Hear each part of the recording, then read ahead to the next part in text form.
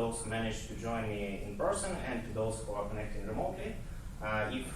For those connecting remotely, if in the future there are any technical issues, please do let me know. I have a few backup options, so we can try to fix them in case something happens. But let's hope it doesn't. And with this, let's begin. So the topic of my talk today is espionage. When you hear this word, you probably think about something like James Bond movies, but this is not going to be the topic of discussion today. Instead, we will talk about the kind of espionage where one program spies on a different program. So consider your laptop, or your phone, or any other device that you have. You might think that you own these devices, and legally speaking, you do own these devices, but you are not the only person who's using them. For example, when you open a web page with a JavaScript in it, this would be somebody else's code that will be executed on your hardware. So when you download a page, this JavaScript will be executed on your device. Similarly, when you install a free app, and this app includes some advertisement, interactive advertisement in it, this would be again somebody else's code over which you have no control over, no introspection into it. It will be executed on your device, and to make things even worse, it might send some data back to the third party that provided it. And there are many more examples like this. Let's say when your hardware gets infected by a virus, or bloatware gets installed, and so on and so forth.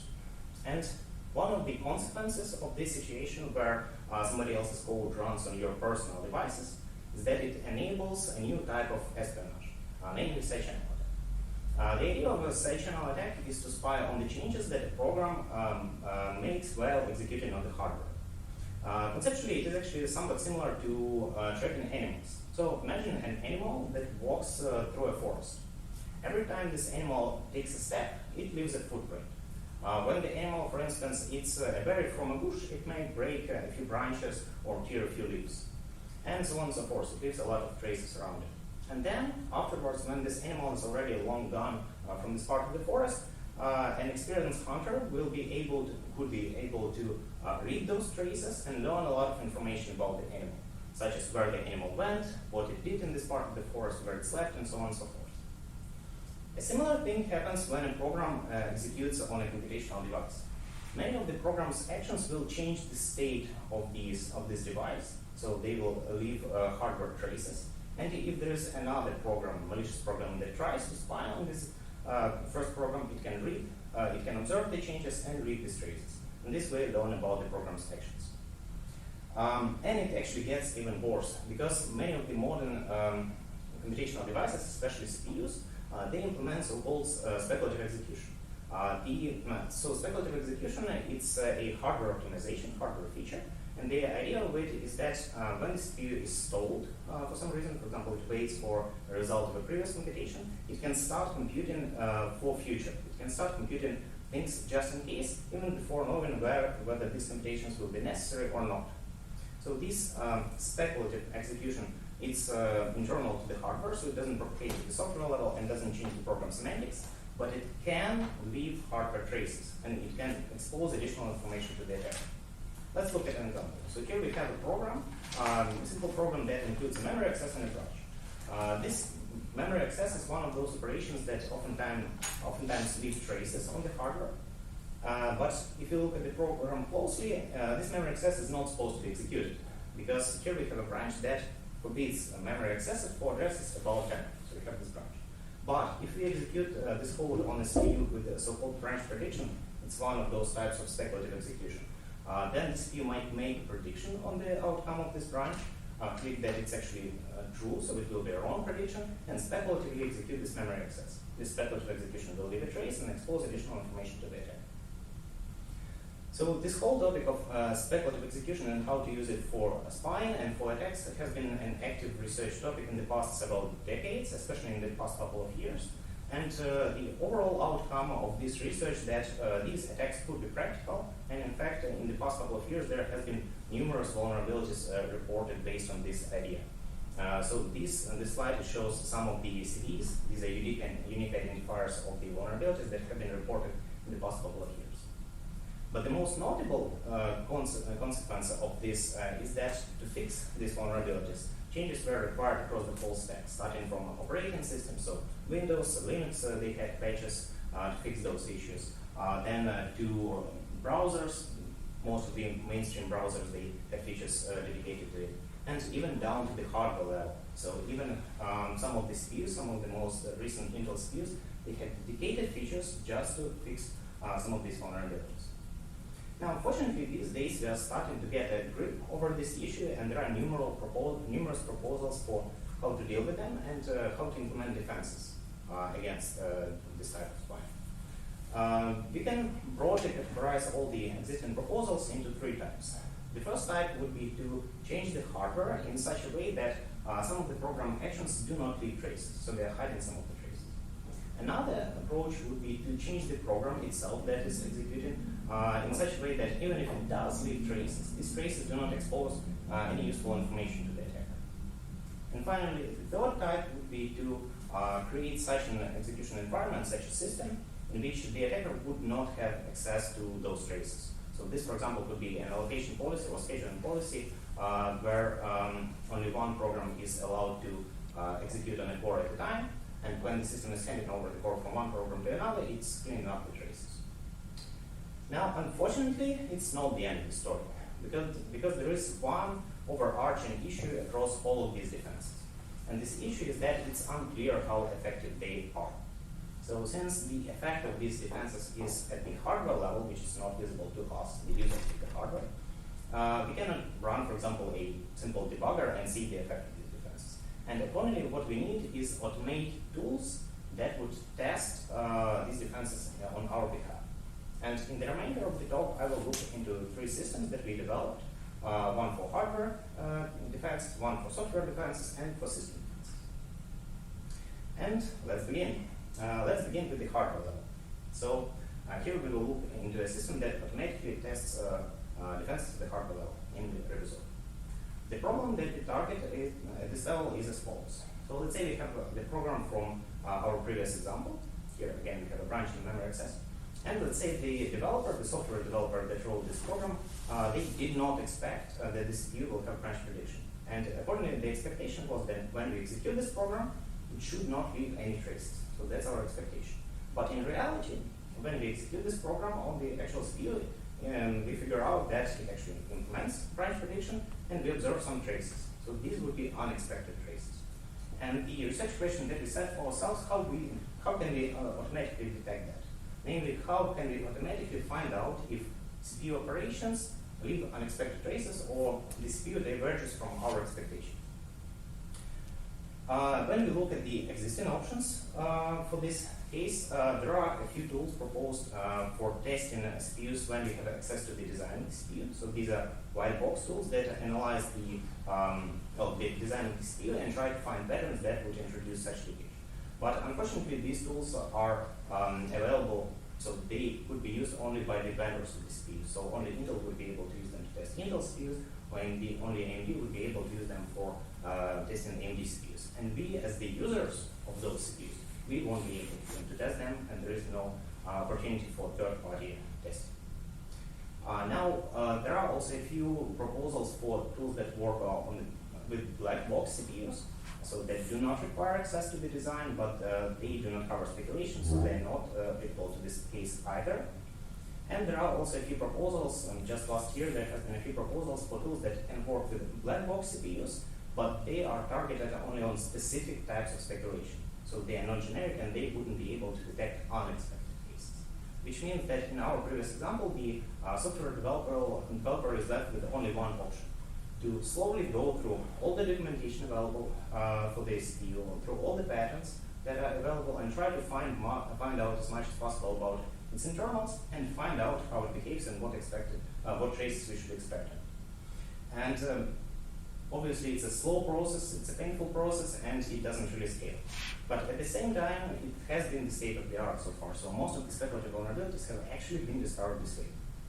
That's why we set for ourselves a goal to develop a tool that would be able to work with black box SPUs, which would cover speculation and which would be automated, so which wouldn't require manual testing.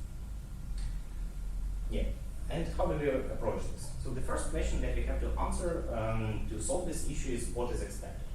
For this, we rely on the previous work on the framework of speculation contracts. A speculation contract is a specification which describes all the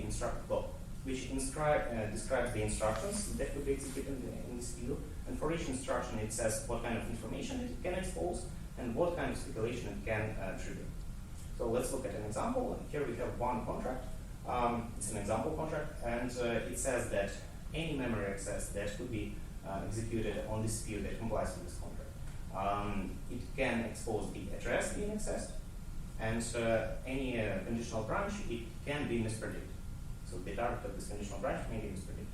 And accordingly, the software developer can look at the code from our previous example and analyze it. See that here we have a conditional branch, and accordingly, it can be mispredicted based on the code. Here we have a memory access. The address of this memory access can be visible to the attacker. So accordingly, when we execute this code, our expectation should be the following trace. So the attacker should be able to observe the address of this memory access. The address in this example is 100. That's why the trace includes the value of 100. So this is our expectation.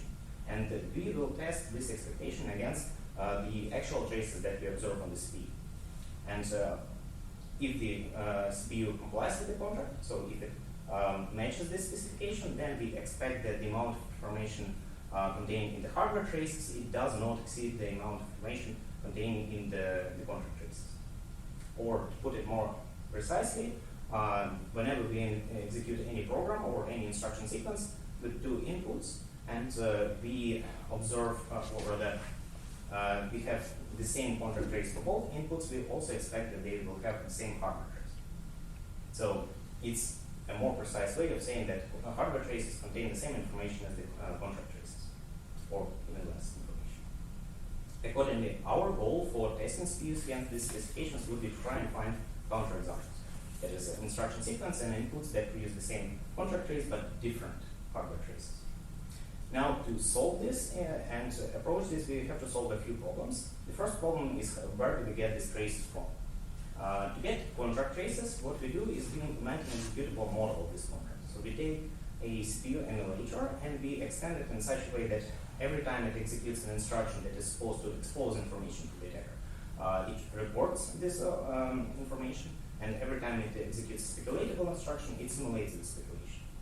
And when we execute this program with the inputs on this executable model, we get a contract trace as an output. Now, to get hardware traces, we execute the same program with the same inputs, but now on the SPU that we are testing, so on our testing target. And while executing it, we also launch a side-channel attack to detect those changes that the program makes to the hardware state. And the result of this attack would be a hardware trace. That's how we get hardware and contract traces. Now, the second problem that we face here is how to find this counterexample in this main search space. So our goal would be to find a counterexample among all possible programs that could be, all possible instruction sequences that could be executed on the CPU with all possible inputs. So that's an immense, gigantic search space, and traversing it completely is basically impossible. So finding a single counterexample would be impossible there. But fortunately for us, there are numerous counterexamples for each contract. So for example, if we have a contract that prescribes that speculation is not supposed to be observable at all, then any program that triggers speculation, let's say any program with a conditional branch, which you can imagine there could be many programs like this, it would constitute a counterexample, and we need to find only one of them to find an evidence for the violation. Accordingly, our strategy is to start small, so we select a small subspace of this search space, and we select it in such a way that based on our knowledge about how modern SPUs are built, we expect it to have a high likelihood of finding a counterexample there. Then we sample randomly from this search subspace until we either find a counterexample or until we get a representative sample. So for defining the representative sample, we have a set of heuristics. And if we get to this point, then we increase the search space and we keep on iterating over and over through it, increasing the search space until we actually find a counterexample. So together, these all approaches boil down to the following algorithm. So the approach would be to randomly sample these candidates for counterexamples, for each sample to collect contract and hardware traces and to test them if they actually constitute a counterexample. If we found one, we report it to the user, otherwise we keep on repeating over and over again. So we implemented this approach in a tool which we call Revisor, and let's see whether we actually achieved what we set for ourselves to achieve. For this, we performed the following experiment. We tested a real-world Intel CPU, modern Intel CPU, and we tested it against 3 contracts. So the first contract is sequential. It prescribes that speculation is not supposed to be observable at all. The second contract permits branch prediction, and the third contract permits address prediction. It's yet another type of speculative execution. Now, in our first experiment, we tested this Intel CPU against these 3 contracts with the increasing search space. So here we began with a small subset of instructions that could be executed on this CPU, and gradually increased the number of instructions in the search space. And the results are that at the initial search space, we didn't find any counterexamples because it was way too small, but then we started gradually finding more and more counterexamples until at some point we found that this CPU, we found counterexamples for all the 3 contracts, which means that this CPU does not comply with any of them. As a byeffect of this experiment was that we automatically managed to find many of the vulnerabilities that were previously found only manually. So the vulnerabilities that in the past were found by analyzing documentation, we found them completely in automatic fashion. And moreover, we also found a few variants that were previously unknown. Now, in the second experiment, we tested whether we can actually use Revisor not to only find vulnerabilities, but also to actually test defenses. So that was our initial goal. And for this, we tested 2 models of the CPUs. One with the defense which did not yet have a defense, so that would be the Skylake generation of the CPUs. And Coffee Lake generation, it had already the defense implemented. And our expectation, accordingly, for this experiment was that for the left side, for the Skylake, we would find violations, and for the right side, since there is a defense there, we shouldn't find violations. But as you see, we did find it. And it shows that the defense was not as effective as it should have been. So we found a flaw in the defense.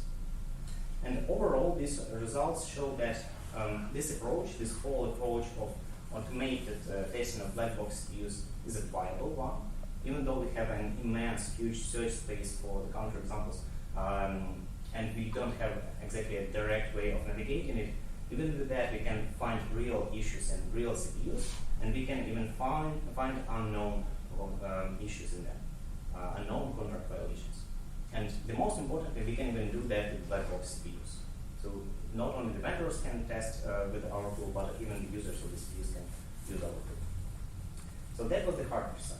Now let's move to the software side. Here we will look into a system that tests software for speculative vulnerabilities. Here the problem that we set for ourselves was the following. Let's say we already have a CPU that is tested. We know what kind of traces we should expect on it. And we want to find out if a given program, so here the target of our testing is a program, and we want to test whether this program can expose its secrets through the traces. Or more particularly, we want to find the places in the program, so vulnerabilities in the program, that can expose its secrets. If we look at the existing work, then there has been actually a pretty large body of research that tried to solve a similar problem, but without a consideration to speculative execution. So this is already a start, but we cannot directly apply it to speculative execution. Recently, in the past couple of years, there also has been a few proposals to find these vulnerabilities with the static analysis, and more precisely with pattern matching. So we are looking for certain vulnerability patterns in the code. But the issue there is that if the vulnerability is somehow divergent from the pattern that we expect, then we won't be able to detect it. So these are prone to false negatives. And finally, the only tools that can actually solve this problem completely are based on symbolic execution. So the idea there would be to execute the program symbolically and also execute, kind of simulate the speculation symbolically as well. These tools can find vulnerabilities of this type, but as always with the symbolic execution, it's a slow process. And if we try to test a large piece of software, then we might encounter a combinatorial explosion in the testing time, and so it wouldn't be really viable. So that's why we set for ourselves as a goal to develop a tool that would be able to find speculative execution vulnerabilities in software. Specifically, our initial scope was, so the scope that we set for ourselves was to cover not all types of speculative execution, but only branch prediction. And for the safety violations, we selected only memory safety violations. So the cases when a program accesses an object that it wasn't supposed to access. And accordingly, our goal is to find speculative memory safety violations. Our approach to solve this goal was to try and reuse the existing tools for finding normal, traditional memory safety violations. And namely, we tried to use fuzzing. So fuzzing is a technique that is used for testing software for normal vulnerabilities. And the idea of it is that we have a program under test, we feed it with random inputs, and we observe its behavior.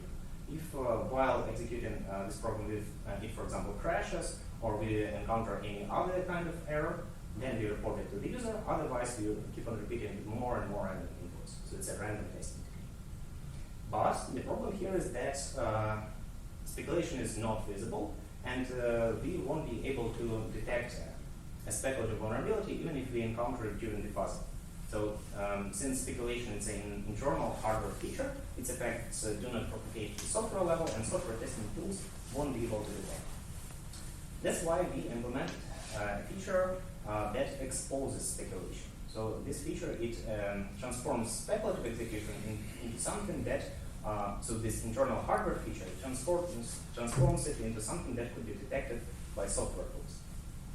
For this, we used simulation. So we simulated branch mispredictions, and moreover, we did that within the program itself. So to have fast testing, so to be able to test a lot of random inputs with fuzzing within a short period of time, we embedded this simulation of speculative execution directly into the program. And overall, we call this approach speculation exposure.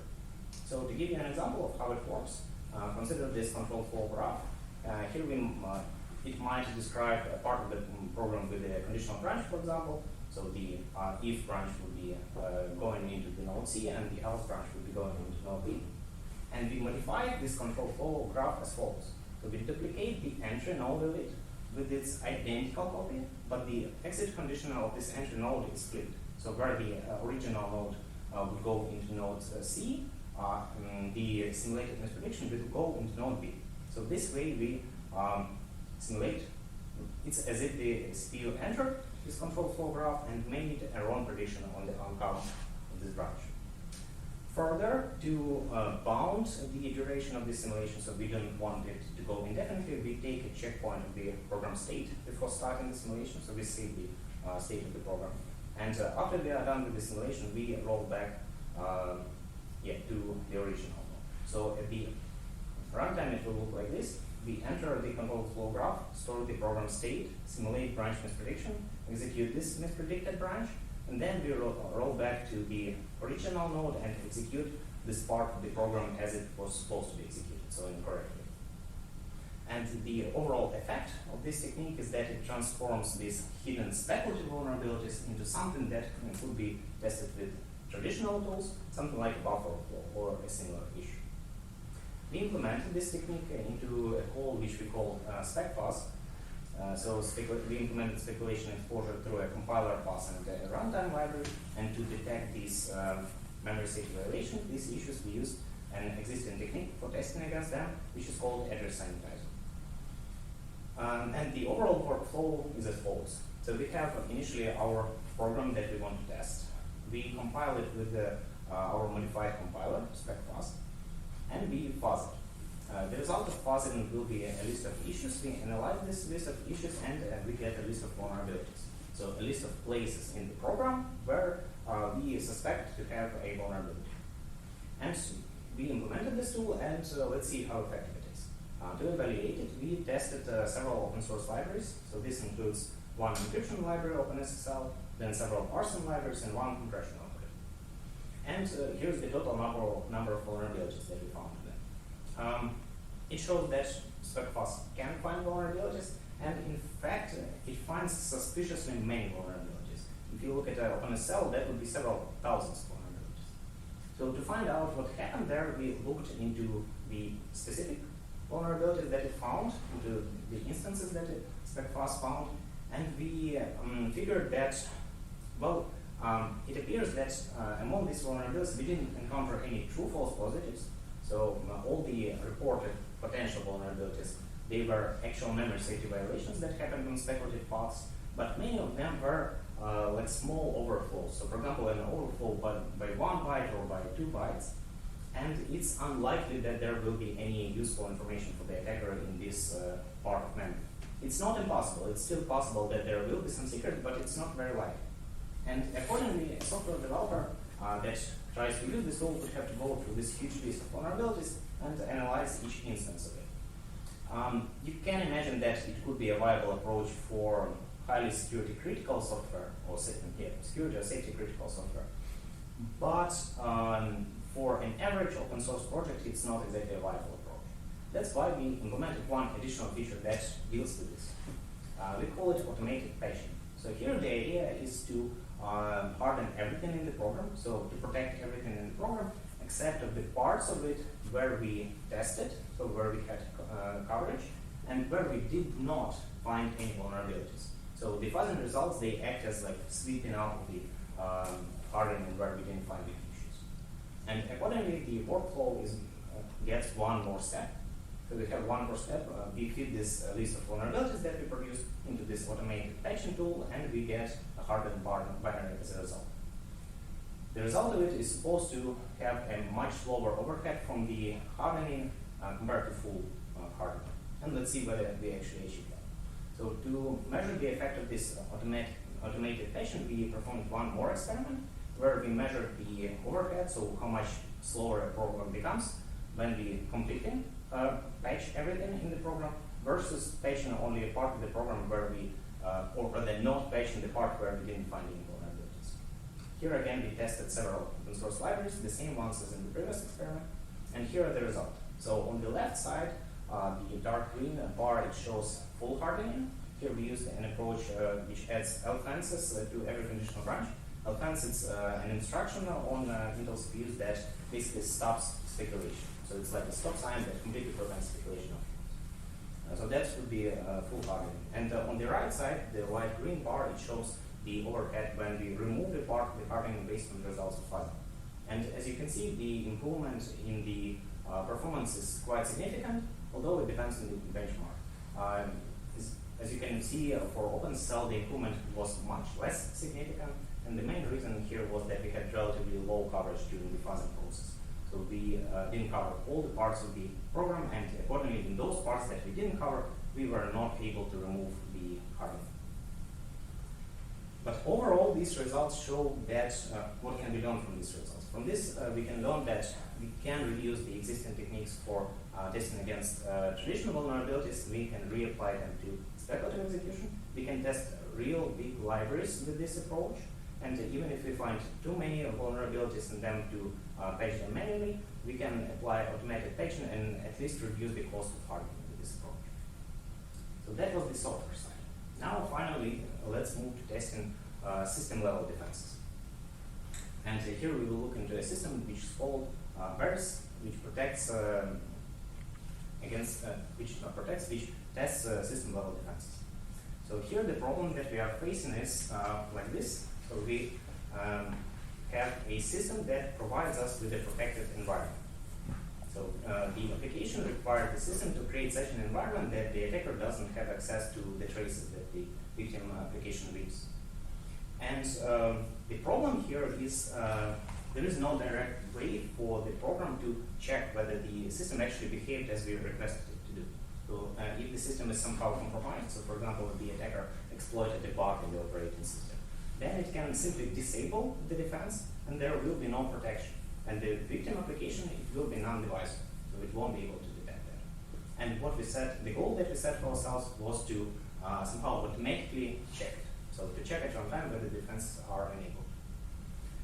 The existing work on this topic is relatively narrow, so there has been a few ports, a few projects that try to solve this for one particular type of attacks, namely page table attacks, but all of them are target specific, so they are focused only on one type of attacks. And the only alternative option would be to develop such a system where these defenses will be always enabled. This is pretty hard. For this, you would need to have a verified system, operating system, or a hypervisor, which would be simply unmodifiable and which would you would also need to attest. So something similar is implemented in one operating system, namely in SEL4, but such level of guarantees is not available in mainstream kernels, such as in Linux or Windows. That's why we don't have really this option either. So we have to develop our own tool. So we set the goal for ourselves to develop the tool that would at runtime test the effectiveness of system defenses, and as the scope, as the target, we selected two types of side channel attacks, namely cache side channel and page table side channel attacks. We selected those because these are the most practical ones and the most well-researched attacks that exist in the literature. And as the victim, we selected SGX enclaves. So SGX, it's an Intel technology that it's a hardware extension for Intel CPUs that provides an isolated environment for programs. So it protects the program from a compromised malicious operating system or other programs that are running on the same platform. Yeah, but the guarantees from SGX, they do not extend to the hardware level. So they protect from the software attacks, but they do not extend to traces. And accordingly, if you want to have a completely protected environment with SGX in place, you need to request the system to provide you with such an environment. And we need to verify it somehow. So that's what requires the system that we developed. Now let's, before we look into verifying the defenses, let's see what kind of an environment we have to request from the operating system to prevent those attacks. So cache and page table attacks. When we analyzed the existing work, existing research on these attacks, we found out that all of them share a set of requirements. So all of them need at least one of these requirements to be fulfilled. Either that the victim runs on the same core as the attacker, or the victim is stopped very frequently, so the attacker has a chance to read the traces, or that before the attack begins, that the cache is in a certain predefined state. And accordingly, if we disable all of these requirements, make them impossible, we create an isolated environment from the system level. Now, accordingly, the design of the tool that we will develop is, is to request this environment from the OS, and so we rely on the OS to provide it, and we verify it within the application. And let's go through each of them one at a time. So let's begin with the shared call. Here, the requirement for many attacks is that the attacker runs on the same core as the victim. And to prevent it, it's actually pretty simple. You just spawn one more thread within the application, or if the application is multi-threaded, you just batch them together and allocate them together on cores in pairs. So this will prevent the attacker from running there because there will be simply no place for the attacker. But if the system is compromised, instead of allocating our second thread on the same core, it can allocate it on a different core, and there still will be place for the attacker. So within the application, we need to somehow distinguish these two situations. For this, we use the timing of cache accesses. So we basically use a side channel attack to within the application itself, so like a covert channel within the application to detect this wrong allocation within the operating system.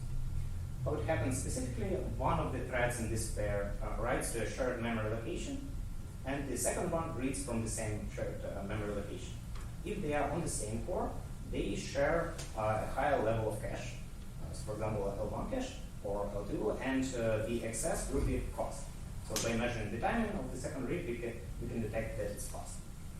If the operating system misbehaved, or system software misbehaved and allocated on the wrong core, then the second thread, the read of the second thread will be slow, and this will be an indicator that the operating system misbehaved, and we can use it to check the promise difference.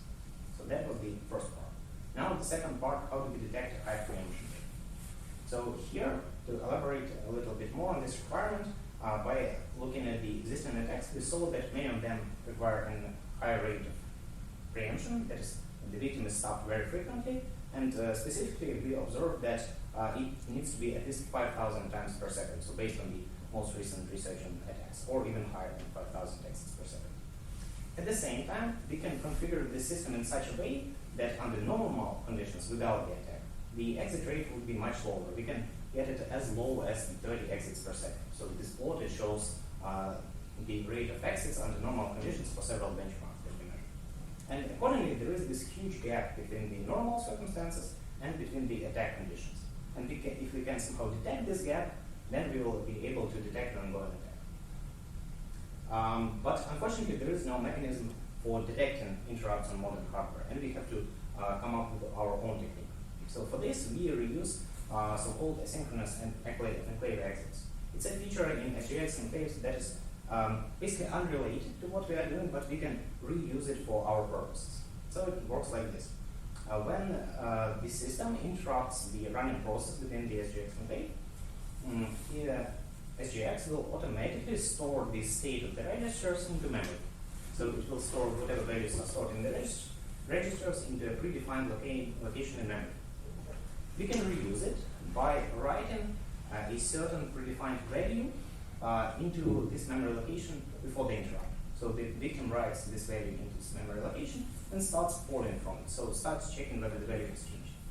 When the interrupt appears, SGX will automatically overwrite it with whatever is stored in the registers, and when the program returns after the interrupt, it will see that the value has changed, and this will be the indicator of the interrupt. Then we can check how frequently they happen, and if the frequency exceeds a certain threshold, then there is an ongoing attack. So this will be the indicator. Finally, the third requirement is a predefined cache state. So here, what the attacker wants to have is a clean state of the cache. So if there are any residual traces from other programs, the attacker won't be able to, or it will be harder to distinguish them from the actual program's traces. So normally what the attacker would do is clean up the cache and set it to a predefined state, so the whole cache to the same state. But we can counteract this within the application like this. So when we detect an interrupt where there was an opportunity for the attacker to clean up the cache, the victim would go through all parts of the this cache and leave traces there. So we put traces everywhere. And then when the victim application or the protected application actually starts executing its code and performs valid accesses within the application, so the program's accesses, they will not add any additional traces to the cache, and the attacker won't be able to learn any additional information. So that was the third one, and together these three components constitute Varus. It's a technique that we use for validating defenses at runtime. Now let's see how effective Varus was at the detection. So the first experiment that we performed to test this is to measure if we can detect this higher rate of interrupts, higher rate of exits within the application. To measure false positives, we executed an application under normal circumstances, so there is no attack. And to measure false negatives is to run the same application under an attack. And we measured how frequently the application, so Varus, can detect an ongoing attack, or how frequently it reports an ongoing attack. And we measured that for several thresholds after which we report an attack. So we had the normal circumstances, low rate of interrupt, and attack conditions with a high rate of interrupts. And the threshold is where we put the boundary in between them.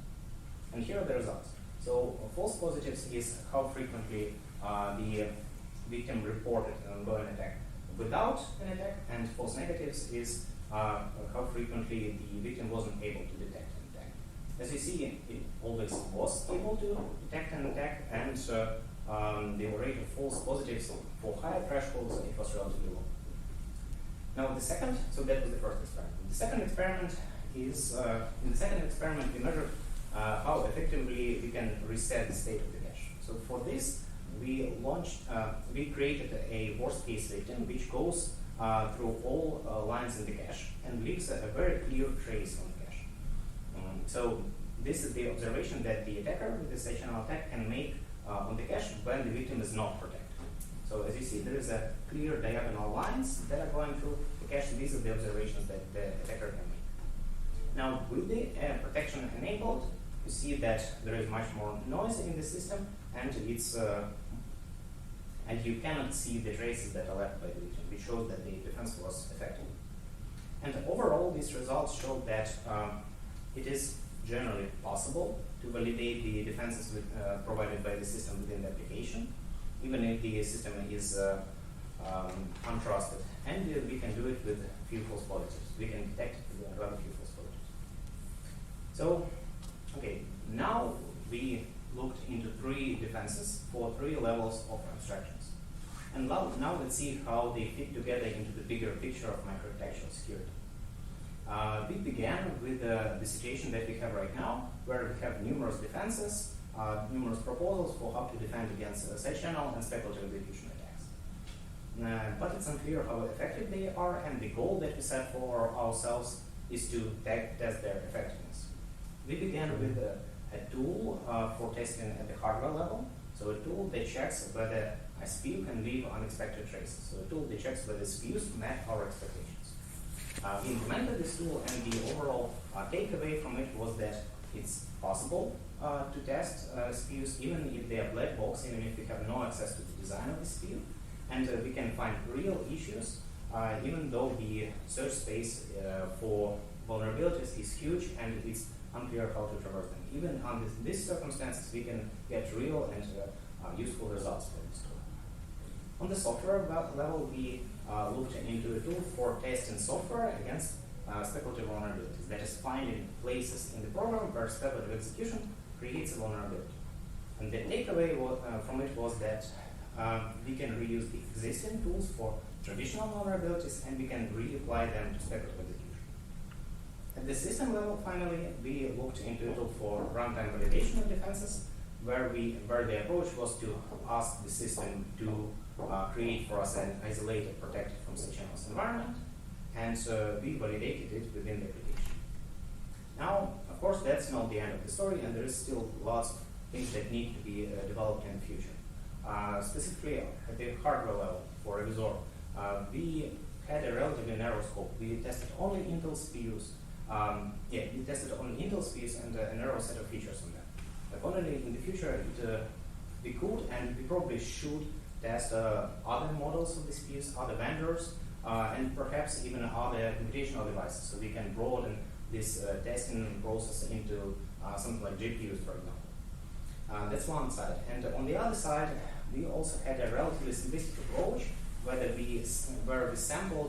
we searched through the search space by random sampling. This already brought some useful and good results for us, so there is a lot of promise in it, but it could be, of course, much improved. So we can use smarter algorithms for traversing the search space, and we could, for example, search for signals that would guide us through the search space and help us navigate through it. On the software level, we focused only on one type of speculation, namely branch prediction. We can also broaden that to other types of speculation and perhaps to other vulnerabilities as well, because we focused only on memory safety. It's possible that other kinds of vulnerabilities in software can also show up with the speculative execution. So this needs to be extended as well. And finally, at the systems level, we looked only at two types of attacks, cache side channels and page table side channels. Those can be broadened as well to other types of side channels. But that was at a relatively low level. Now let's look higher, at the higher level and at the bigger picture. What is missing here? Well, what is missing here is specifications. So right now we only have specifications, a framework for specifications only at the hardware level to define precisely what we should expect from this defense. We do not have this for the system and software level. So we have some vague description for what are the guarantees that are provided by defenses at this level, but we do not have precise and universal specifications for that. This needs to be developed in the future, and accordingly, we will also need techniques for testing the implementations against them. And finally, when all of this is either done or it is solved at some level, what we will eventually need is some technique for gluing everything together and for combining these defenses. The problem here is that right now the defenses are normally developed completely separately. So there will be one team that develops a defense for the hardware level and a completely different set of people and perhaps even a different research community that works at the software level. These and to create a holistic defense against side channels, a complete protection, we need to combine them together. And as you can imagine, they do not combine very well right now. So what we need eventually is a method for specifying these connections and a method of testing, so that eventually we could piece the defenses together as pieces in a puzzle and create and make sure that they work in a form, so that we can create eventually a holistic defense against side channels. Now, in conclusion, we looked into three techniques for testing defenses across three abstraction levels. We saw that it's possible to test defenses even for black box CPUs. It's possible to test them on all three abstraction levels. we saw that specifications help in the process of testing and they improve our possibilities. And the hope is that eventually, if we keep on working and keep on developing this direction, we would be able to get holistic defenses against HTML attacks by combining different defenses. But we are currently only at the beginning of this journey, obviously, and there is still a lot of opportunities for the research. There are lots of open and exciting research questions in the future, and we are only at the beginning of this journey. With this, I want to thank you. I'll be glad to answer your questions, and I will leave you with the slide that summarizes my work. Thank you.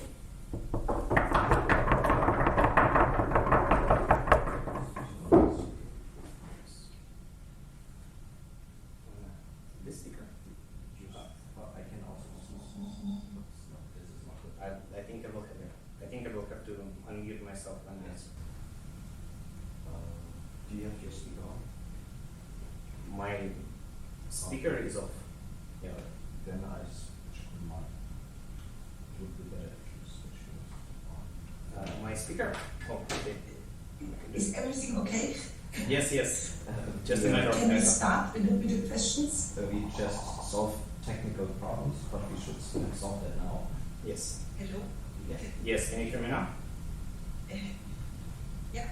Yeah. Okay, so you're ready for the Q&A? Yes. Okay. Yeah, so we start with questions by the committee, and maybe there are one or two questions from the audience. Let's see. I would like to give the word to Herbert Voss, the external reviewer, to start with the questions. Thank you. And thank you for the very nice presentation. That was interesting, well explained. I think I also thought this work in general was very interesting. And I especially like the fact that you made your code available as open source, which is great, right? So this is what your group is also known for. Very much appreciate your track record in terms of publication looks really nice. And still, I have a bunch of questions, but I'll try to, ask in the order of, maybe the chapters, and also start with some simpler questions and maybe make them a little bit harder as we proceed. So my first question is on the revised chapter, which is all about automatic testing for unexpected traces in the microarchitectural state of instructions by means of fuzzing.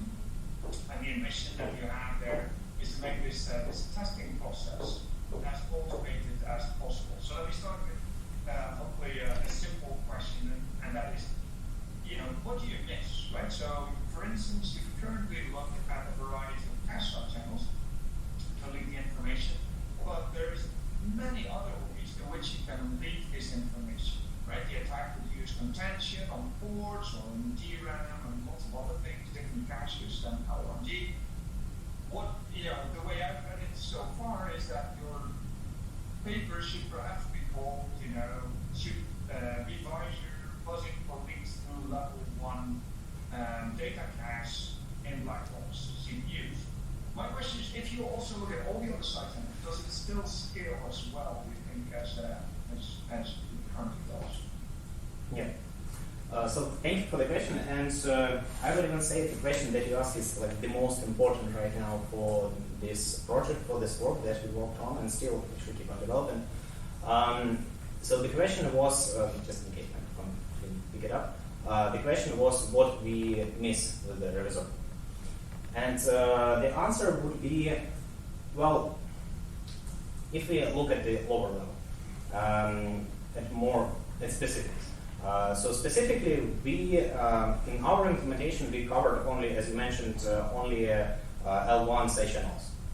But that was only a matter of like we need to pick one side channel as a start, and we could extend it in the future. And in fact, the design of the whole tool was built in such a way that you can extend it with other side channels. So the idea would be that if you try to use this tool in practice, you would define your threat model, define what kind of side channels you care about, and then create these extensions to Revisor, so it supports like extensions to it that would enable testing against other side channels. So in practice, we would also want to cover not only L1 side channels that L1 and L2 side channels that are covered right now, but also shared caches, perhaps page table attacks, maybe branch prediction attacks, and similar things. So it's a matter of extending the resort with more and more features. On the conceptual level, what problems might appear while doing so, while extending to other side channels? Well, it depends on the specific case. For more traditional traditional attacks, such as cache attacks, like cache attacks on the last level cache, let's take this for example. This would be almost an identical approach, and in fact, we also already have one of the attacks that we support, so it's flush and reload, that actually would cover last level attacks as well. So it's a matter of just implementing a measurement mechanism. So if you might remember the design of Resort, I can actually show it here. I think I have a slide for it. Yes, I have it in here. So there is an executor model. So this is overall the design of Resort. To quickly explain it to you, here is the model, two modules that generate our candidates for counterexamples, inputs and generator. Model is the executable model of the contract, and executor is the module that collects the hardware traces.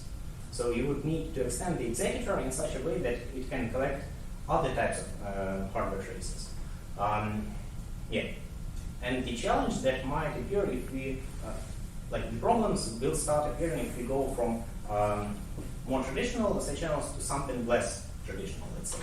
For example, attacks on execution units, so measuring the load on execution units. For this, you probably would need to implement this attack and somehow run the attacker in parallel with the victim, which would need, where we would need to modify the executor. Yeah, and I think it would quickly become very expensive. So, but on that note, right? So things becoming expensive. Your fuzzing approach is interesting because it doesn't require much knowledge. Although maybe I have a question about that, but it's not that important. So the selection of the initial starting subset of instructions and starting subset of registers and so on is still something that requires knowledge. But in principle, it's a simple method, but it's also based on done law, right? So in a sense, you're hopefully finding something because there happens to be some links of information, some counterexample as we call it. Now, what kind of revolutionized the field of fuzzing was the notion of feedback loops, right? So you actually understand that this input is a promising input, and that is input that we should work on a little bit more. Can you envision such a feedback loop in your work? Yes, again, I would say that's the second most important question for this project. What would be the source? Sorry? Yeah. So that I would say it's the second step. So for us, the first goal was to test whether it's even possible to find this vulnerability certificate. Because so far the state of the art was to do it manually, to analyze the documentation. Here in this project, we showed that it is possible. And then the next steps is to start navigating through the search space and finding counterexamples faster and better. As you said, coverage is the technique to do that. It's very tricky to get coverage with black box CPUs because you don't know what you cover. If it's completely black box, then it's black for a good reason. So you don't know what you're covering and what you're navigating through. If we would go into white box testing, which is possible to do that, we might be able to use some techniques to to measure coverage within the design of the CPU. And in fact, there has been a few papers that discuss that, although it's at very early stages. So there has been only just a couple of papers that investigated that so far. And in the black box settings, what we could use is signals that are big signals. I would call them big signals. Is something, some sign, some kind of behavior within the CPU that looks like there might be a vulnerability. So for example, we might use performance counters for that, something like was proposed in your paper, the rage against the machine clear. The performance counters based like this could be used as a signal for navigating the search space. Yes. All right, thank you. So one final but really short question about chapter 3, and then I'll move on to other chapters. In this chapter, so especially in section 3.7 and table 3.1, but also the rest of the paper, I was kind of missing Spectre V2 in most of the evaluation. Did you not test for this variance, even though it seems to be an important one? I see it in table 3.3, but there you have manually written test cases. What happened with Spectre V2? So, just to recall, chapter 3 is still resolved, right? Yes. Yeah. So we didn't this tool, as we showed with many written test cases, so it's basically a sample that we created on our own manually. It can detect Spectre V2, and the reason why we didn't have it in our automated experiments is basically, so when you go into Spectre V2, you need to somehow confine the control flow. So while we do these measurements on the hardware level, so with the executor, when you execute the program on the CPU, you're executing a random sequence of instructions. As you can imagine, if you execute a random sequence of instructions on a CPU, everything would happen, right? And we don't want that. We want to have precise and reproducible measurements, so that every time we execute this program with the inputs, we get the same result, a predictable result. For this, we have a set of measures that kind of confine. It's somewhat similar to sandboxing in browsers, but in a different level, or more on the hardware level. And why we didn't have Spectre V2 in this project, it's simply we didn't implement so far this sandbox for it. But it's possible to do it. You can confine it. It's just a bit harder to confine the control flow for indirect branches, because you have not 2 targets, but basically an unlimited set of targets. Yeah, exactly. That's why I thought it might actually be somewhat more fundamentally difficult. I wouldn't say it's... But it's not impossible. That's what you're saying. I don't think it's impossible. We had some ideas of how to deal with that. It's just it's harder. It's just an implementation thing. It needs time to be invested in. Okay. So then I would like to move to chapter 4. Yes. Which is the spec fuzz, where you fuzz software with respect to the vulnerabilities. And I have a question on the vulnerability analysis, which I believe is section 4.4.3, but it's also occurring elsewhere in the chapter. And I was trying to understand what you detect. I was assuming that you detect any out-of-bounds access in speculative execution, right, with the sanitizers. Yes. So in that case, wouldn't you have even more false positives than you mentioned? Because many of these out-of-bounds accesses might not have a covert channel to leak these values. In other words, they might be incomplete gadgets. And if that is so, are the number of vulnerabilities that you report not gross over approximations? That's true. That's completely true, but we had but there is an incentive behind it. So it's true that when we have this speculative out-of-bounds success, there may not be a side channel gadget that will actually expose this information through the traces. That's true. But why we did not cover this part? Because if we pick a specific gadget, so let's say we assume that our attacker is a cache side channel. This would mean that we are restricting our gadgets to only those that expose this information through cache traces. So it removes part of the vulnerabilities that do not fit this pattern. And accordingly, we don't have to report them. But as a side effect of it, we restrict our results to only one type of side channels. So it narrows the scope of our approach, and it narrows the scope of our testing results to only one type of side channel. So we decided instead to go the other direction, to not assume any specific side channel in our threat model, and just consider speculative overflows. But we can actually go the other direction if we assume a specific. So if we do assume a specific side channel, we can extend spec fuzz so that it filters out those vulnerabilities where exposure is not possible through this side channel, and it will reduce the amount of reported vulnerabilities. Yes. Okay. So probing on this a little bit further. So I in the previous question I asked, it was basically about the false positives, right? Could you identify things that are not really issues? There might also be the inverse problem, right? So the things that you miss.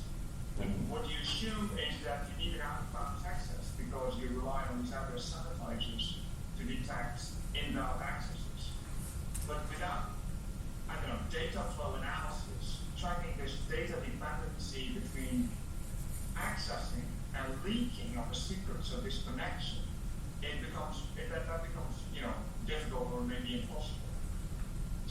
Okay, so assuming that the second access, for instance, that it encodes the secret in the reload buffer is in bounds, is it fair to say that spec flows would not be able to do that? I'm not sure I understood the question. So if you actually do need an out-of-bounds access, and some of these things might actually lead without out-of-bounds accesses that Yes. not beyond. Yes, that's true. That's true. So our scope, again, we had a relatively narrow scope. We focus only on memory safety violations. So if there is any other kind of leakage which is enabled through speculative execution, but which does not fit into this pattern of memory safety violation. So if we have some kind of leakage that does not require an overflow of some sort or an underflow, then we won't be able to detect it. That's true. And that's why I said, when I described the future work, we need to, in future, to also cover other types of safety violations that are not memory safety violations. That's true. Yeah. Okay. So that's perfectly fine, right? So, so some limitations are always part of the thing. Can I ask one more question? I asked the chair. Is that okay? Yes. Because I'm already past my, I think, I'm approaching 15 minutes now or so. So. A question about chapter 5, so I'll move to the later chapters in the thesis now. I like what you do, right? So you isolate enclaves with multiple enclave threads on the same core, and then you monitor this for signs of attack. That's how I read the main message of the thesis. That's the various chapter that I'm not talking about, runtime validation. Yes. Now, that works for many of the attacks, but not perhaps all of them, unless I'm misunderstood. For instance, the crosstalk attack, which you actually have your slides on. I think it shows that you can read important information across these cores also because of these off-board requests. You can leak the RD-RAND and RDC values. Would that kill your defense? And if not, how would you defend against it if you had to extend it? Yeah.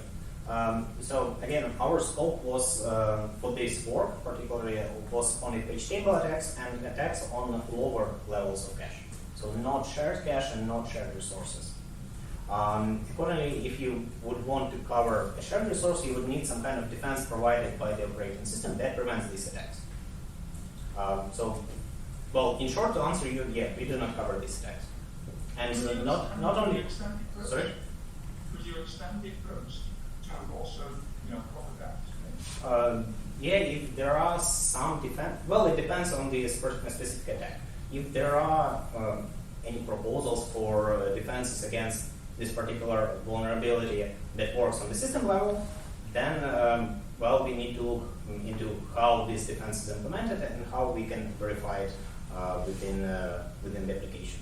But it's also possible that there are the defenses against this specific attack. So crosstalk, I'm not 100% certain, but I think the defense against it was the firmware patch.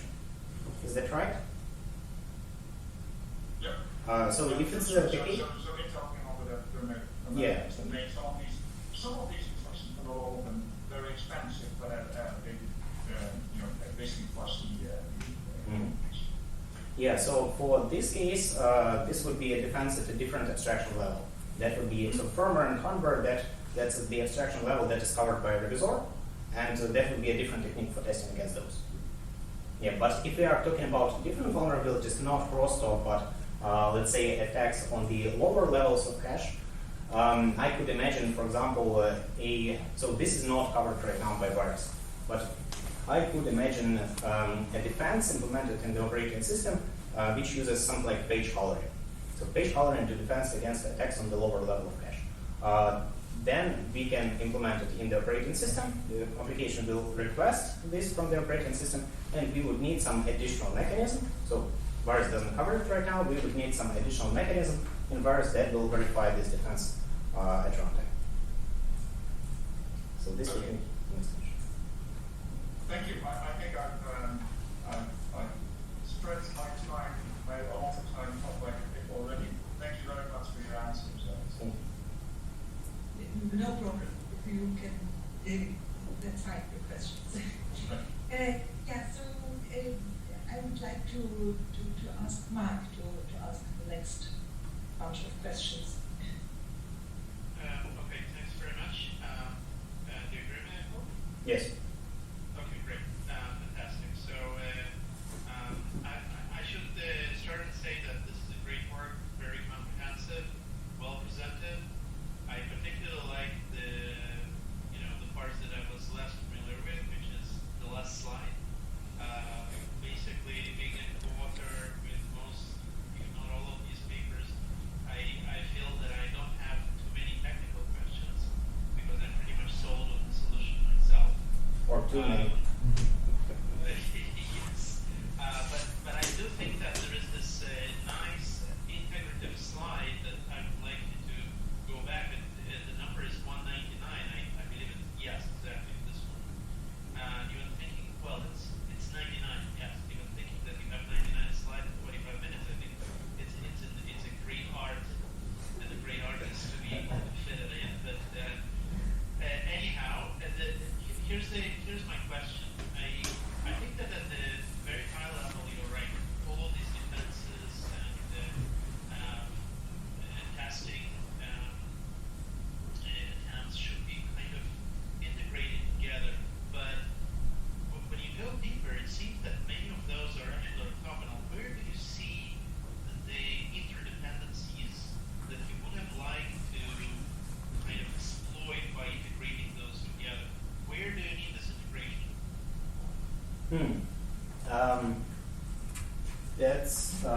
That's an interesting question. For any specific examples, well, the first thing that I mean here is if we want to have like a complete picture, we need to test everything. But I agree with you that if all of these defenses are completely independent from each other, then it would be sufficient to test each of the pieces and specify each of the pieces, and this should be sufficient, right?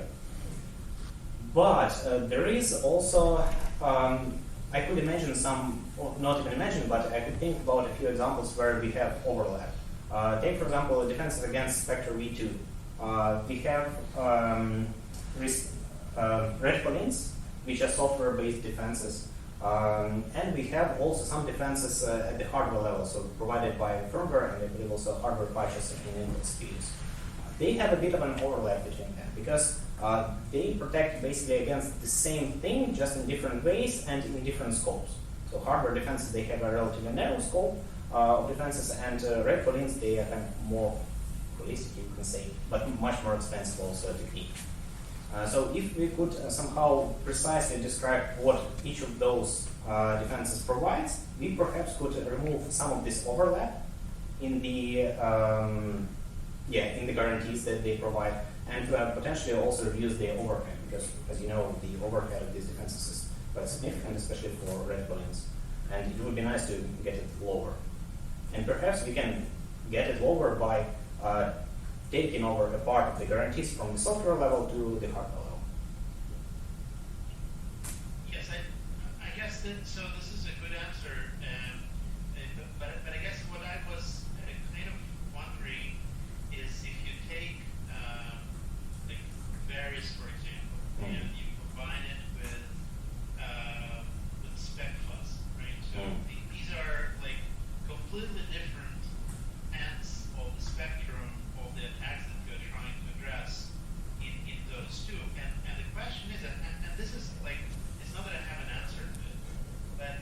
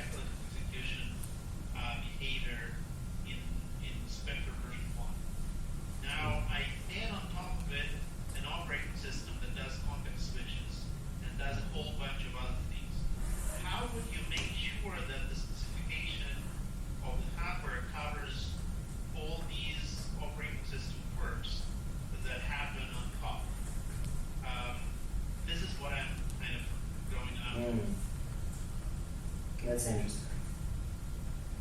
Okay, so we have a known speculative behavior in the hardware. So let's say we have a contract for hardware, right? And this contract describes that the hardware can make branchless prediction. So it's vector V1. And the question is whether... Okay, I think for the example that you gave, so if I understood correctly, the question was how do we know that all these special, well, not special, but operating system specific behaviors, such as context switches, right, that they do not introduce new kind of leakage. Yes. Is that right? Well, I would say it's not a question of interaction between different layers, but rather, well, it depends what exactly you mean by this specific behaviors. If it's a context switch as the hardware feature, so like a system call or an interrupt, that would be still the hardware level, so it doesn't still reach the abstraction level of the operating system. So this would still be covered by the testing tools and specification tools for the hardware level, revisor.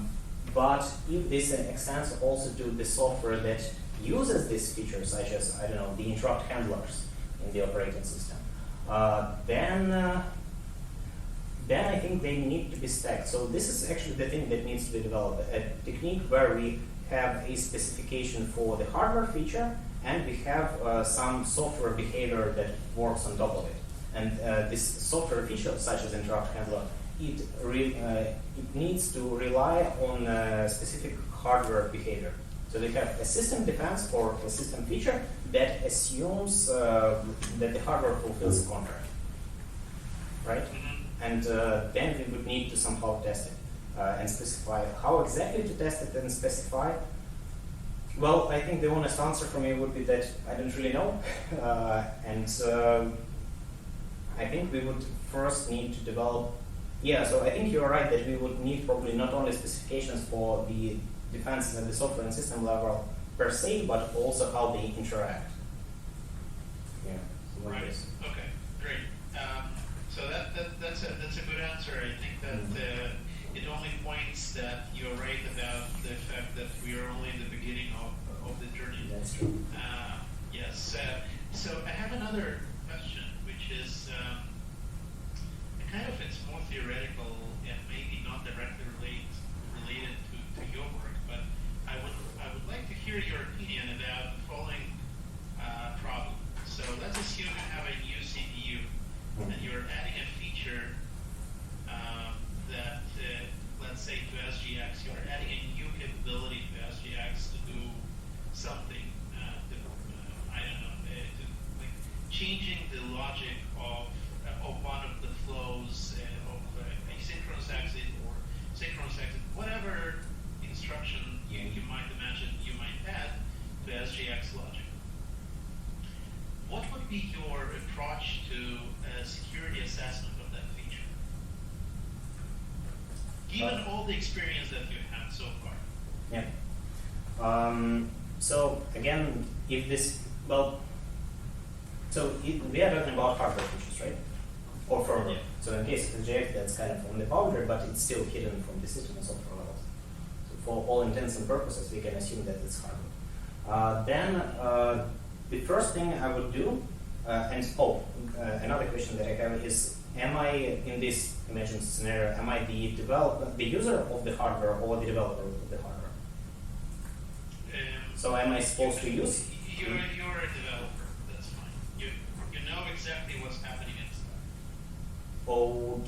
Okay, and so I have access to the design of it. Then, well, the first thing would be to go through it manually, because if I'm the designer of this view, I have much more information about it. I would go through it manually and try to see what kind of issues could appear, but that's more or less obvious, right? Then, based on my knowledge about it, and if I'm in the company, so let's say I'm in Intel, and I have direct access to the architects of this field, I would ask them to describe this feature to me, and I would write the contract for it. So I would write the speculation contract that describes this, the expected behavior of this feature. And if I would have the freedom to do it, I would also release this contract to the users of this view, so they didn't have to guess about how this feature behaves, and they would have a precise knowledge about what kind of leakage section. I'm sorry. Just 1 second, technical issue. Okay. I would release this speculation contract, this specification to the users of the hardware, so that they know what to expect from it. And finally, I would test this with Revisor and, well, hopefully extend it in the future with with more strong guarantees and better search through the search space, so that we can get. So we can be sure that this feature that we are releasing to the users, that it actually fulfills the specification that we provide. So in short, write the specification, test it internally, and release to the users so they know what to expect. Okay, great. Well, we should record that and send to it. They will adopt this method. Yeah. And then they'll go out of work, right? Everything will be all fixed. Thanks very much, Alex. I'm Thank done you. with my questions. Thank you. Christoph, would you like to ask the next questions? Sure, I'm happy to ask. Maybe I should not use my microphone. Maybe yours is good enough. This one should pick you up. Yeah. Okay, wonderful. So let me continue. First, nice talk, very nice talk, nice answers, and very nice questions so far. So it's let me try to find some more questions. And one question is regarding this cross layer that you have. So you have the different layers, and if I'm now an application developer, I'm only caring about my application. Basically the software level, most likely. Yeah, the software. So my software application. And if I would know what are the secrets that I want to protect, could you have a simpler problem? Could you simplify this problem or find the side channels? Yes, definitely. Well, finding side channels in generally For my problem. So my application to protect my secrets. Yeah.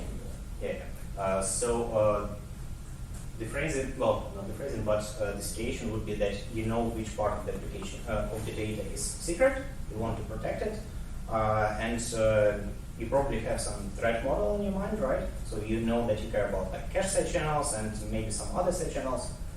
I care about all possible channels. Well, if you care about all possible channels, that would be harder. But at least partially, well, you can use like spec-fuzz for this purpose, and you will definitely get much better results. Because with spec-fuzz, as you've seen, the problem that we have, that we report too many vulnerabilities, and one of the issues why we get so many vulnerabilities and why it's so hard to filter them out is we, when we have this speculative invalid access, we don't know whether we access a secret or not. If we would know this, if we would have some like labels in the program which we could read at compile time, then it would be much easier to filter them out. Then you, instead of like thousands of vulnerabilities, you most likely will have, I don't know, it depends on the size of the secrets. If it's a small secret, maybe you will have just a couple, and then you can look at them and look at the code, and as a software developer, you would know what to fix there and how to fix it there. In worst case, you can just put elephants in there, and it would be a sufficient fix. So that would be, so that would be the result. So you can, if you know where secrets are, you can improve the results and make them much more useful. Could I also be more general? For example, Herbert mentioned, say you have contention on ports inside of the CPU. Yes. And this seems to be really difficult to use, but on the other hand, also really difficult to defend about, because how do I know if that contention, if really that can leak some information? So do I have also maybe a chance to be more broader in the sense of side channels that I could test for? Well, in case of spec-fuzz, as I mentioned before, we do not actually assume any side channels. We just check for accesses to secrets. But if we go broader and let's say we want to cover also all types of speculation, well, we don't know what are the types of speculation out there, so it's an unsolvable problem by definition. But if you want to cover many types of speculation, well, I think the approach would be somewhat different then. Again, it depends on the size of the secret. If the secret is small, what you can do, instead of testing, you can just add, let's say, an else, so something that stops speculation, basically after every access to the secret, or after every use of the secret in some way. So you already know the places there would be a potential for something that uses a secret to leave a trace. Then you just put an offense there, and there won't be any speculation over there. So for this, you don't really need testing. Otherwise, yeah. So I think that's okay. Yes. Talking about spec first, so you showed the OpenSSL result. Yes. And I realized I did not understand your explanation. So if you go to that slide, maybe if you find it, you said, okay, the coverage was too low for OpenSSL. You mean for performance? Yeah, for performance. Sorry. So this this one. Yeah. And therefore you don't see too much of the impact. Yes. Why, if you have little coverage, wouldn't you then in the normal execution also not execute these branches, and you shouldn't see any overhead of these L fences that you put in additionally that you cannot remove? Shouldn't coverage of your testing be independent? So if your coverage of the testing is similar to what you do in your performance measurements, coverage should not matter. Okay, so there are two sides to answer this question. So the first one, that indeed that's true, that if you have a proper fuzzing driver, so fuzzing driver it's a small kind of wrapper over the library that involves this library and through which we test the application. So it's like an interface between the library that we test and the fuzzer. If this driver is representative to how we will use this library in the future, then it's true. So the better coverage we have with the driver, the better results we'll get while using the application. Here it wasn't the case partially because we actually found many vulnerabilities even on those parts where we did have coverage. So if we covered something but did find a vulnerability, we still have to harden that.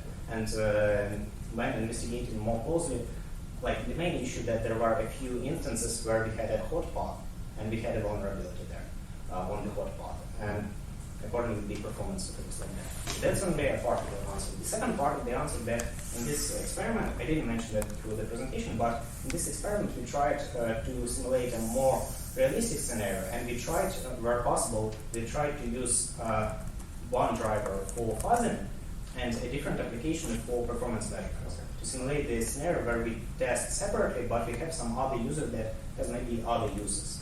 So accordingly, in OpenSSL, some parts that were used during the performance benchmarks were not covered during fuzzing. That sounds reasonable. Then let me ask a few more questions regarding variables. So how did you measure time for detecting side channels? Yeah, I don't think I have a specific slide for that. Well, yeah, that's this slide.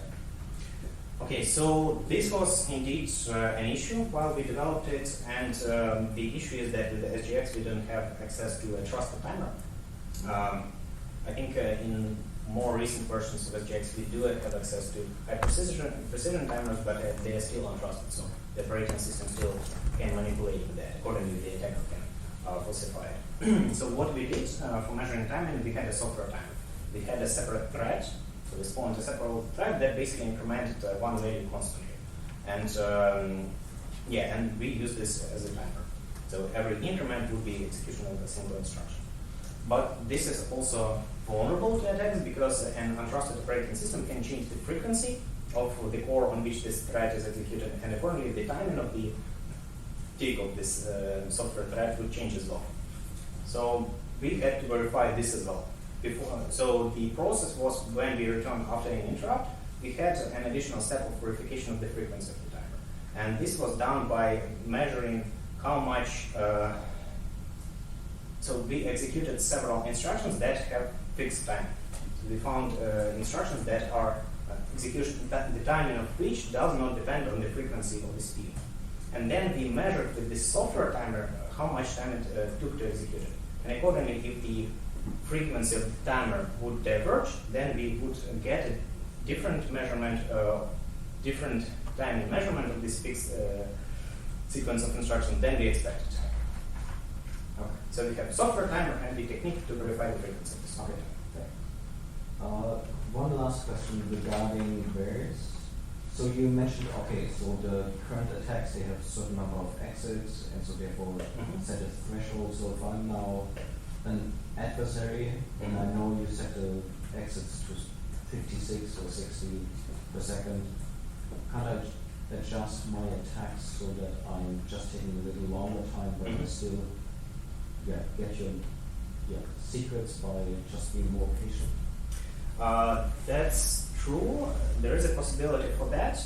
And overall, the answer will depend on what kind of victim you have, so what application is being attacked.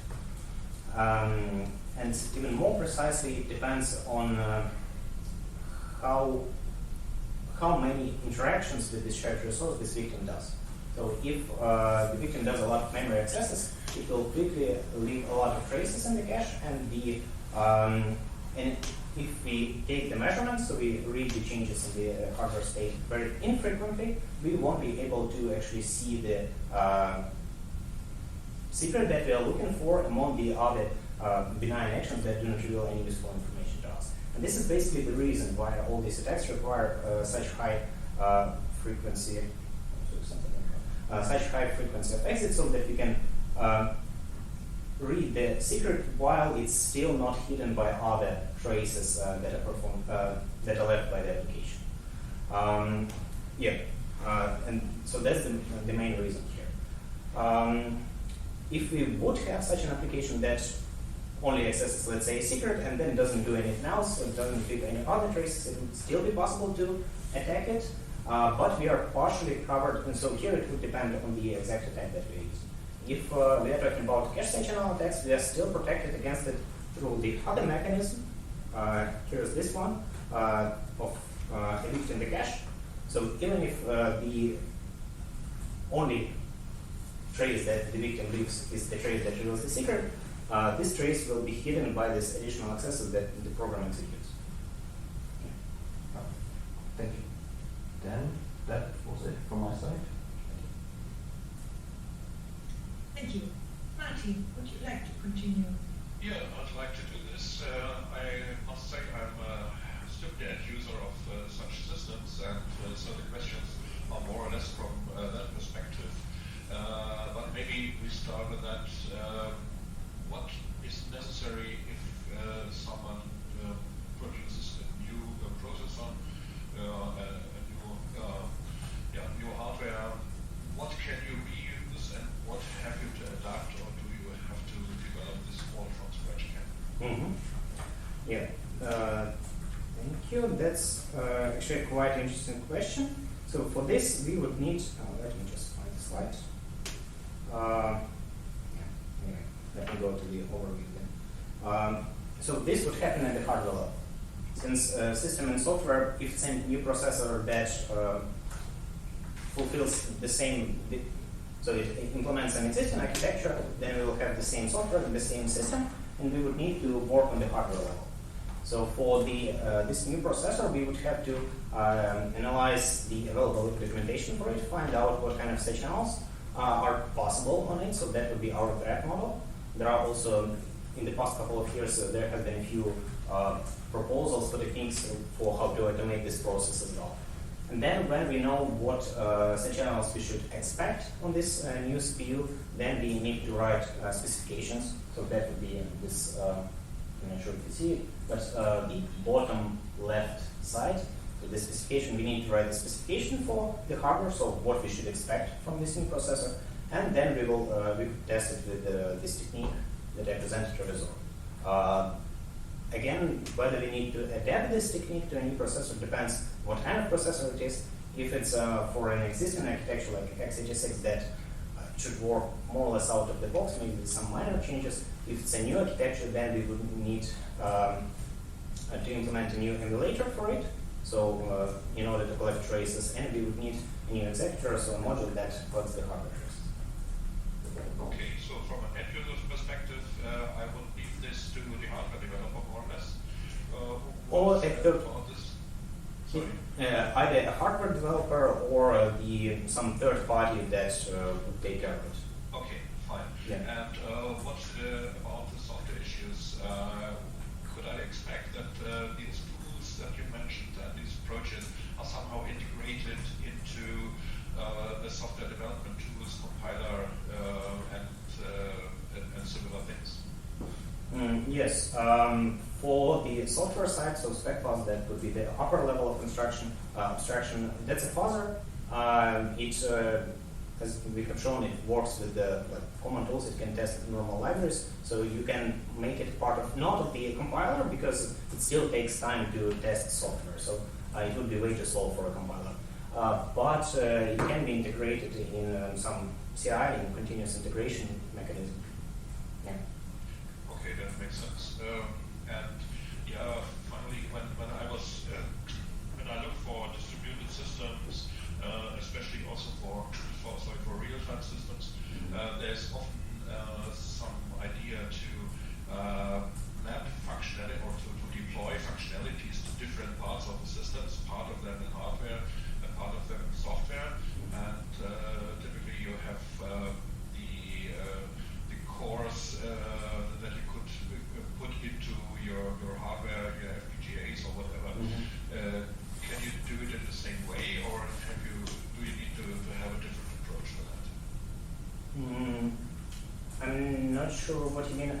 What can we put in hardware? You mean the defenses or like the testing tools? Yeah, the whole story. So from an end user perspective, I would expect I have to do somehow the whole story to make sure that these vulnerabilities are more or less I'm protected against them. Yeah. So, and I won't care for which part of my application is running on a specific hardware and which one is only in the software, etc. So the distribution to hardware or software is depending on some application domain requirements. Yes. So here I would say that what we would want to see eventually in some future, hopefully, is that for most of the common hardware, for the commodity of the shelf hardware, we have specifications of what kind of guarantees they provide.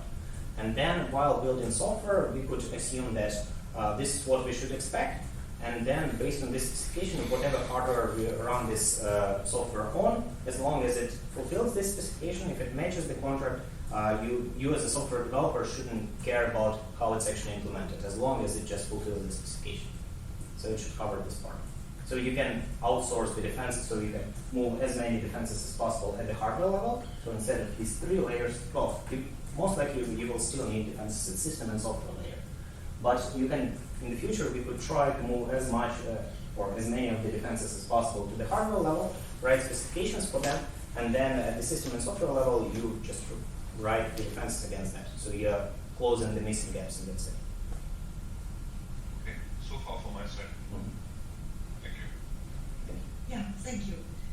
Are there more questions from the committee? Is there any question from the audience? There is one question. One question about this Varus approach. Yes. So you said it's supposed to basically run in production. So the software is running and you want to test if all the defenses are set up. Exactly. But on the other hand, you have some significant overhead. So for example, for this interrupt area checking, you need to constantly pull this value. For this timing behavior, you also basically need to invest time. Exactly. So my question would be, what's the overhead? Yeah, I thank you for the question. I indeed completely valid concern, and I didn't show it just for the sake of time. Indeed, there is overhead. It's a runtime technique. It's not testing time. It's something that works together with the application. Indeed, it's embedded in the application, so it slows down the application. So we did measure that, and here is the plot that shows our results. It shows the slowdown of the application with regard to native SGX execution. So we have our SGX weekend, and that's the overhead. And it is broken down into 3 parts for each of these 3 features that I implemented: for detecting interrupts, for the handshake, and for cache eviction. Most of the overhead comes from detecting interrupts because you have to constantly poll this SSA value. So check whether the interrupt has happened or not, whether the value got overwritten. The other 2, you might actually expect that you would get some rather high overhead from cache eviction because you have to go through all the lines of cache. But and indeed, it's a relatively slow process. But it's not that bad, and the overhead is rather small because we configure the system in such a way that we have few interrupts. And we have to evict cache only after an interrupt. And if we get an interrupt only, let's say, 10 times per second, we don't have to do it frequently. So even though it's a slow operation, it doesn't happen very often. So it doesn't impact performance that much. Follow-up question? Yes. What about the reliability? So the way I understand it, it's more or less probabilistic, because if I'm a clever attacker and I know your system is running and you do this software time measurement, then I know that just after an interrupt happened, I may not touch this CPU, but after some more milliseconds, now I can mess with it. Yes. So basically what we have is a window of vulnerability. We have performance measurements of that as well. So there is a window of vulnerability, or rather a trade-off. A trade-off between performance and how frequently we check whether we had an interrupt. So within the application, we periodically check whether we had an interrupt or not. And if you interrupt several times within this period of time, so let's say you had an interrupt, here we have, let's say, 50 instructions. If within this period you interrupted many times, then all of them would be counted as one interrupt. And it accordingly would, so the frequency would be calculated incorrectly. So that's indeed a trade-off, and so it still narrows the scope. So you would have to find a part of the application where you can fetch secrets within just these 50 instructions. But indeed, it's a window of vulnerability that we have, and it introduces the following trade-off. So if we make this window of vulnerability smaller, there will be less opportunities for the attacker to read the secret, but the overhead will be larger. And the other way around, if you read it less frequently, the overhead is lower. So it's a trade-off. Okay. Thanks. Sure. Are there other questions, either from the audience, from the committee? This seems to be not the case. So then, let's say thank you very much. Thank you. For the presentation.